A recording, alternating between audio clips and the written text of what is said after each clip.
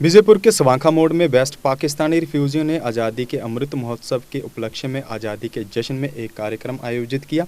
ये कार्यक्रम प्रधान लब्बा राम गांधी की देखरेख में हुआ। इस अवसर पर पीएमओ डॉक्टर जितेंद्र सिंह मौजूद रहे। डॉक्टर जितेंद्र सिंह ने शहीदों के परिवारों को सम्मानित भी किया। डॉक्टर जितेंद्र सिंह ने कहा कि हमारा मकसद है कि ये दिन उन लोगों के बीच मनाया जाए जो दोनों देशों के बंटवारे के बाद भी भारत में 75 वर्षों से गुलाम रहे। वो वेस्ट पाकिस्तानी रिफ्यूजी ही थे जो सही मायने में आज आज़ाद हुए हैं और उन लोगों को आने वाले विधानसभा के चुनावों में अपना मतदान भी करेंगे और विधायक के तौर पर चुनावों में भी भाग ले सकेंगे। इस अवसर पर रिफ्यूजी लोगों ने जश्न मनाया। उन्होंने कहा कि देश 75 वर्षों से आज़ाद था, मगर वेस्ट पाकिस्तानी रिफ्यूजियों को 5 अगस्त 2019 को ही आज़ादी मिली थी। आप सब जानते हैं कि कल स्वतंत्रता दिवस है और स्वतंत्रता दिवस के उपलक्ष्य पर 15 अगस्त से कुछ घंटे पहले हमने ये निर्णय लिया कि हम उन लोगों के बीच में शामिल होंगे जो 75 साल पहले आज़ादी प्राप्त करने के बाद भी लोकतांत्रिक अधिकारों से वंचित थे, जिन्होंने मोदी जी के द्वारा लाए गए नए व्यवस्था के परिणाम स्वरूप अपने लोकतांत्रिक हक प्राप्त किए हैं।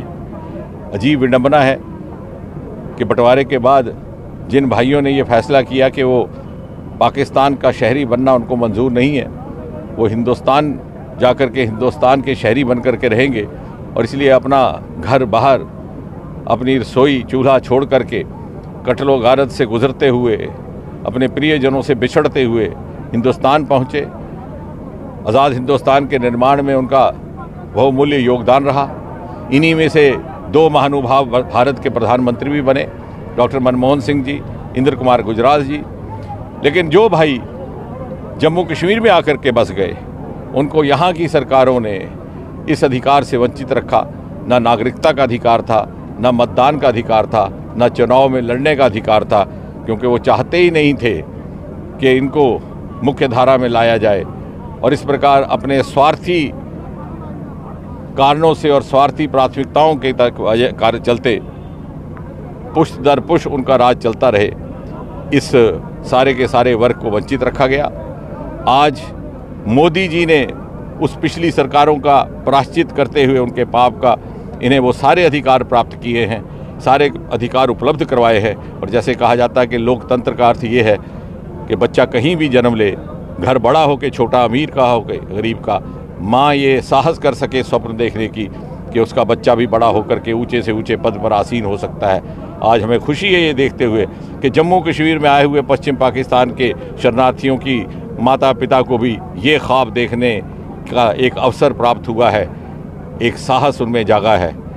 और आज इनमें भी एक तमन्ना उठी है कि कल को ये भी मतदान कर सकते हैं, आने वाले विधानसभा में ये भी उम्मीदवार हो सकते हैं, ये भी जम्मू कश्मीर में विधायक एमएलए बन सकते हैं, मंत्री बन सकते हैं। और यदि भारत के 2 प्रधानमंत्री रिफ्यूजी वर्ग से हुए तो क्यों नहीं जम्मू कश्मीर का भी मुख्यमंत्री इसी वर्ग से हो सकता है। एक नया उत्साह, एक नया वलवला इस अमृत काल में मोदी जी के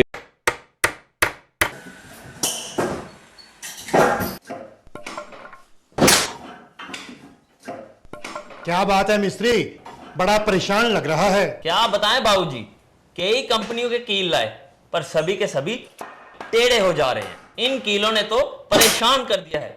परेशानी दूर करनी है तो आरके इंडस्ट्रीज के स्ट्राइक ब्रांड के कील और कब्जे ही उपयोग करो, जो देते हैं मजबूती की गारंटी। तो चले फिर स्ट्राइक ब्रांड के कील लेने। बिल्कुल, चलो। स्ट्राइक ब्रांड लगाओगे तो मजबूती पाओगे और परेशानी को भी भगाओगे।